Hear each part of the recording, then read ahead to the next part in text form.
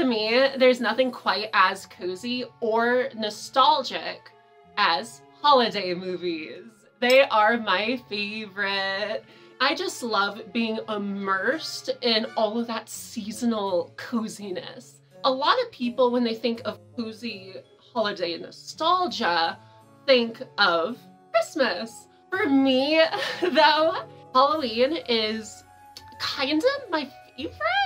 Christmas is awesome too, but Halloween just like hits different. There are like so many shows, movies, and video games that really encapsulate, did I say that right? Encapsulate. I think so. Encapsulate, that word, the perfect spooky vibe. That is exactly what I'm talking about. There is a lot of media like that I could point to and be like, that's it.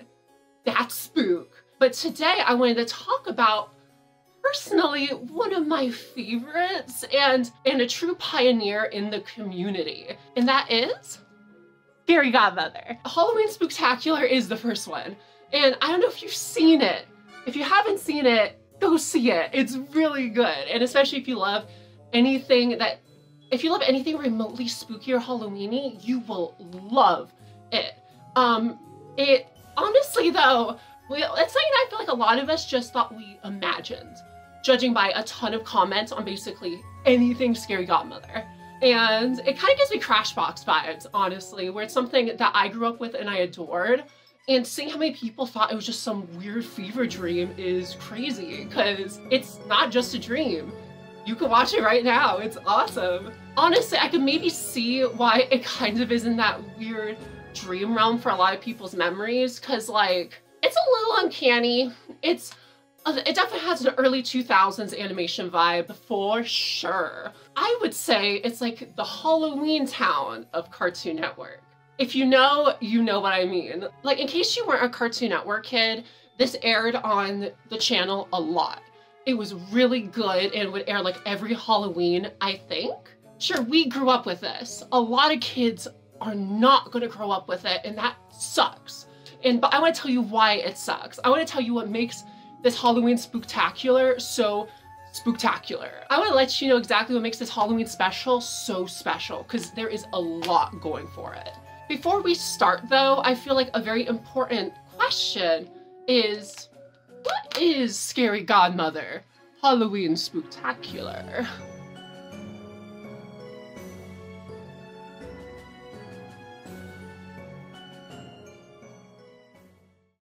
This Halloween, there are 4 kids going trick-or-treating.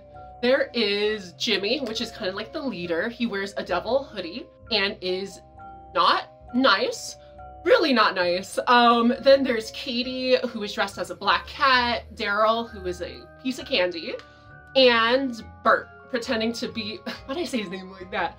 Bart. It sounds like a car horn, like Bart, because he's a baseball player driving his SUV, so he might have actually approved of the pronunciation.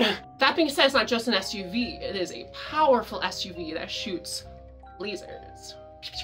Everybody is ready to go trick-or-treating, everybody is raving for a good time, including the newest addition, which is Hannah Marie. She was dressed as a fairy princess. Jimmy is really upset. He said he's gonna have to drag along his cousin to everywhere, and he's convinced it's gonna slow down their trick-or-treating. So in order to scare the crybaby, which is Hannah Marie, which there's no shame in that, I cry a lot. Basically, Jimmy arranges a prank. There's a local legend about an abandoned house that they call the Spook House. And in the Spook House, there is a myth that essentially is, the myth is essentially that candy has to be put in the basement every single year, or the monsters that are there will kill all the kids in the whole world, which is scary, especially to Hannah Marie. So I don't blame her at all. Like, I'd be pretty freaked out about that too. So essentially, Jimmy tricks her to go in the house and leave candy. The rest of the kids are not as terrible as Jimmy, thankfully. They try to talk him out of it. So Jimmy rolls a lot of nat 20s in charisma, and despite how worried they were at first, the other big kids are happy to pull this really mean prank to his cousin. And it's mean. They lock her inside and they taunt her, making her think that there's actually monsters there. And so no wonder she's gonna freak out. Like, who wouldn't? Inside, however, isn't quite the monsters that she was scared of. There is a friendly witch who is her scary godmother and who has a little ghost cat, which is really cute. Essentially, Scary Godmother does a big magical entrance, because of course she does, and takes Hannah Marie to her place, which is in a alternate realm called the Fright Side. It's kind of a parallel to our world, but it really doesn't explain that much in the movie, I don't think. The Scary Godmother lore is eluding me at 11:50 at night. I am so sorry. The Scary Godmother takes Hannah Marie to her house. One by one, we meet Scary Godmother's fun and frightful friends, which includes Mr. Scully Pettibone, the skeleton, he lives in the closet, but he comes out, and he comes out a lot. And I feel like it's kind of on the nose, because this skeleton is fabulous. I loved Scully as a kid. He was my favorite, and I wonder why. Scully is awesome. He spooks Hannah Marie a little bit at first, but they all kind of do, honestly. I think every single person that meets Hannah Marie here spooks her a little bit, which makes sense, honestly. But Scully is awesome. He's super sweet, Hannah Marie. And then we meet a character who is not the most awesome, which is Harry the werewolf. Look, I am not a Harry hater. I know a lot of people hate Harry. I don't. Let me give you the rundown. So Harry essentially is not your standard kind of werewolf. He loves to eat. He loves to eat so much. And also, fun fact about Harry, also, he is a wolf in sheep's clothing, and that's really cute. I like how him and Scully are both kind of wordplay. Like, something I didn't notice as a kid, but as an adult, pretty cool. I like it. But so the reason people don't like Harry that much is because he eats everything. He's always hungry. And while I relate, I also don't think it's a very polite thing to just eat all of the hors d'oeuvres before the other guests are there. That's pretty bad manners. Like, I don't want to be too rude, I don't want to be a Harry hater, but come on, that's bad manners. There's also, we also meet the vampires, which I love the vampires too as a kid. Because there's Count Max, which is like the dad, then Countess Ruby, who's the mom, and Orson, which is like their son. And Orson and Hannah Marie end up becoming like buddies. And it's really cute. I really like their chemistry together, and it's cute hearing them ask each other questions about, like, is it true that humans do blah blah blah? And they're like, yeah. Is it true vampires do blah blah blah? And they're like, yeah, duh. Like, here, see what I mean? Oh? How can you see with all that sunlight in your eyes? I can't see in the dark.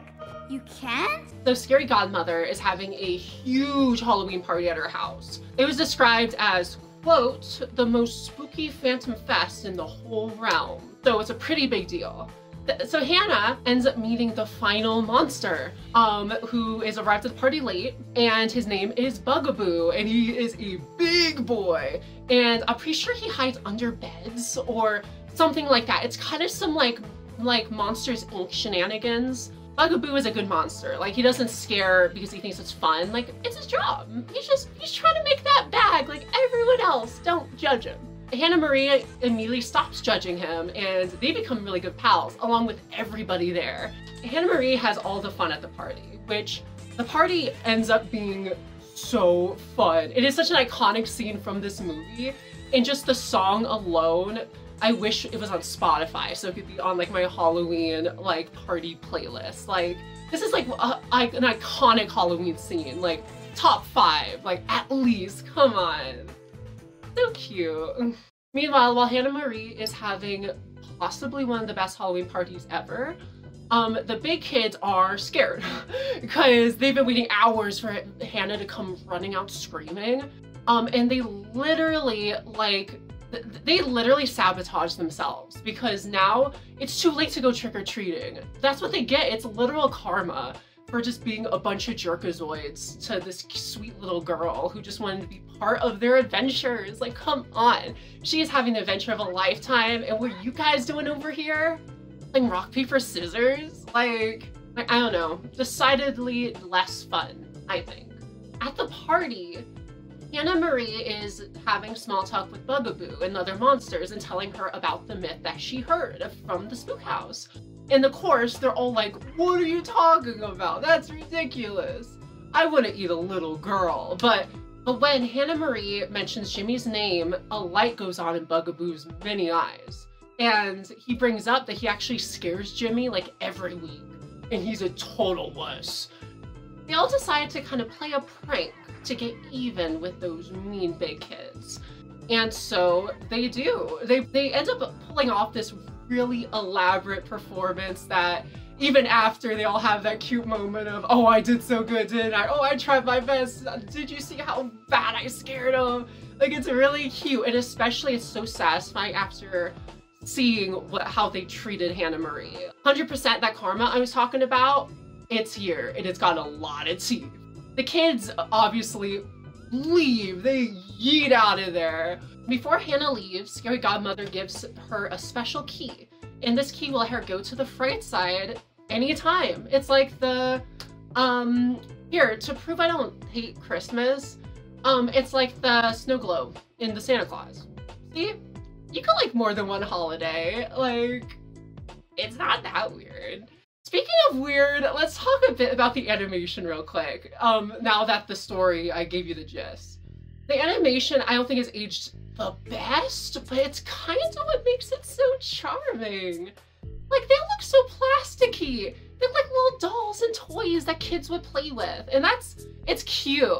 But at the same time, I also feel like it wasn't intentional. And if it was intentional, while very cute, I think it would have fit better in a Christmas movie, that aesthetic. Still though, very unique. Definitely stuck up here for a long time for me and a lot of other people too.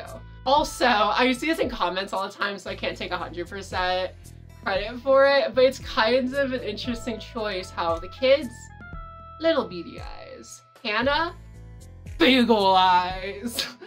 I know it's an artistic choice and Scary Godmother has actual eyes, but I wonder if when humans get older, do their eyes become beady?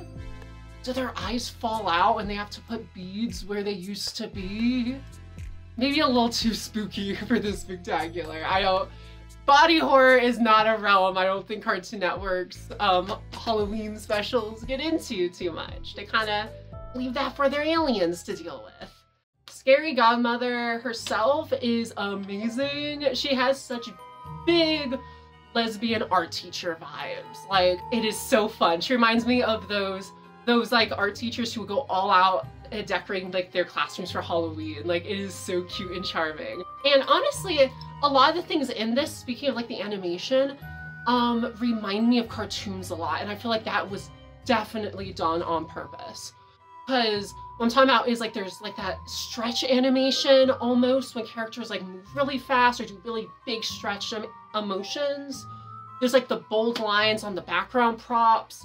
And just the vibe specifically really fits that early Cartoon Network cartoon vibe, which is probably why it was on the channel for so long. Although I will say the stretchy, exaggerated bodies do sometimes get really cursed, but adds to the charm. Also, I love the little snack cooking bits. The marshmallow one is really cute, and I love how it was incorporated. Real quick, can I talk about the music? Because I brought up kind of briefly that the soundtrack is perfect for like a Halloween party, but just the music in general throughout this entire thing is so unique.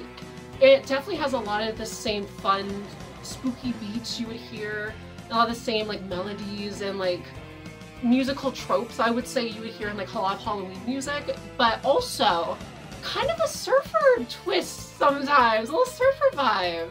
Really fun, honestly. It really stands out on its own. And it does make it so iconic. So that was Scary Godmother Halloween Spooktacular. Hope you guys like that. Sorry. Mr. Butterfingers over here. Sully! Anyway, that was Scary Godmother, Halloween Spooktacular. Now it's time for revenge. Jimmy's revenge. Jimmy's revenge. So Jimmy's revenge is very different. It is narrated by Harry the Hungry Werewolf, giving it his typical flavor of narration. And essentially he's giving the rundown of what happened in the last movie and how Jimmy used to love to dress up as monsters on Halloween and scare people, but now after seeing that monsters were real, he's the scared one and he's scared so bad. Like the rest of the kids are essentially like, they still love Halloween. They think that it's just like bigger kids trying to scare them. They do not approve of Jimmy's new paranoia and his Home Alone style traps in his room. I mean, pretty inconvenient. He's literally so scared of these monsters, especially Bugaboo, that he sees them like in his food when he eats. Like, it is bad. Speaking of things that aren't so bad though, the gang are arranging their annual Halloween party. Preparations are being made, but while the preparations are being made, Jimmy is making a couple terrible ideas of his own. He's trying to get Halloween canceled, essentially. Like, Jimmy's trying to cancel Halloween. And after his friends refuse to help, he decides to take matters into his own little devilish hands. And so here's what he does. He commits crimes, essentially, to stop Halloween. So he vandalizes candy all around town, he vandalizes houses, and he vandalizes and destroys pumpkins. And every time he does any of these like heinous acts, Halloween starts to become like, it begins to disappear in the Fright side, which obviously is not great for the party or just them in general. Like, they literally think Scary Godmother dies, which, okay, so Harry's kind of okay with it because after he ruined the party last year by eating all the pizza and all the food there, he's essentially Scary Godmother's slave. And so that would mean, of course, my servitude is up, but she's not actually dead. She's just making a Wizard of Oz reference. That being said though, Hannah Marie is so positive and her love for the holiday now is so great that she figures out a way to make every one of those things that Jimmy did a good thing, essentially. Like, so what she does, like for example, is it starts off with the pumpkins. So Jimmy bashes them in and tries to destroy all the pumpkins. But then Hannah Marie, with now the other big kids who are now like her friends, I don't know if I mentioned that, but they just abandoned Jimmy.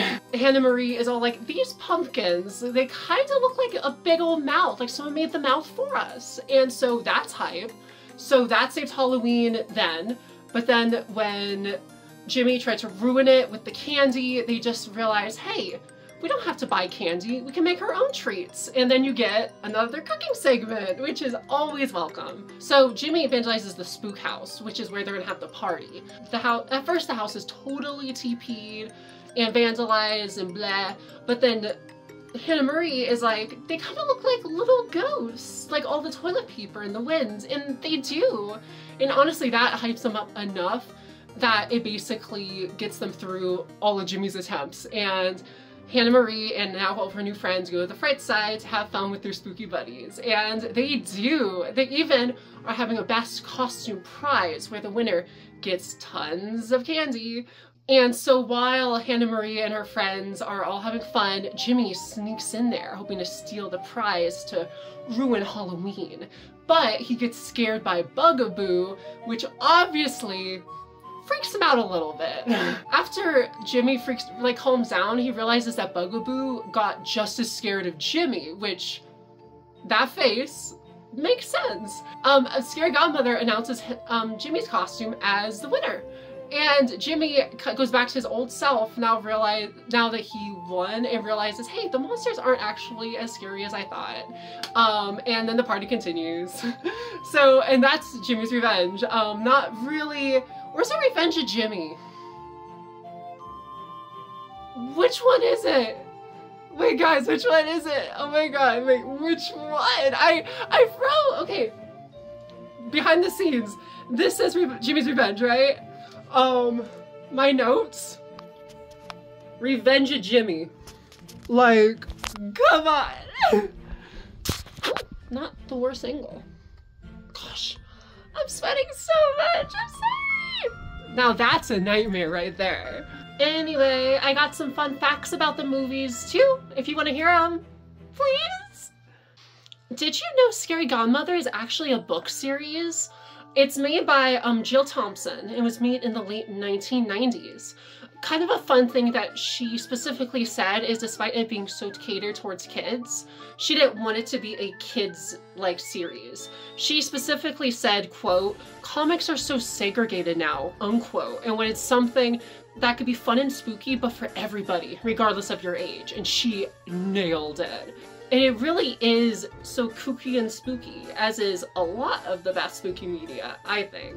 And apparently, another fun fact, it was going to be a TV show, but they thought it would translate better as specials, which, while I understand that part, a TV show would be really cool. I would love to see what the Fright Side are up to, especially because other holidays I'm pretty sure exist in that world, so show us like what the Fright Side does during Christmas. That would be super cool. Apparently in 2020, there is a Scary Godmother TV show that is said to be in the works, but as a fan of Bloodborne, I know better than to get my hopes up for sequels to my favorite projects. It hurts, it really hurts. So yeah, that's it. Also the ends of my jacket, because it is hot in here, and I'm sure you could tell I'm a sweaty baby. So I love you so much. Thank you so much for watching this far, just for silly old me. I know that the audio already is gonna suck, because I forgot to turn off my white noise machine for the first half of this video, so I am gonna try and salvage it. Please pray for me. I love you all so much, and have a fun, spooky Halloween. Alright?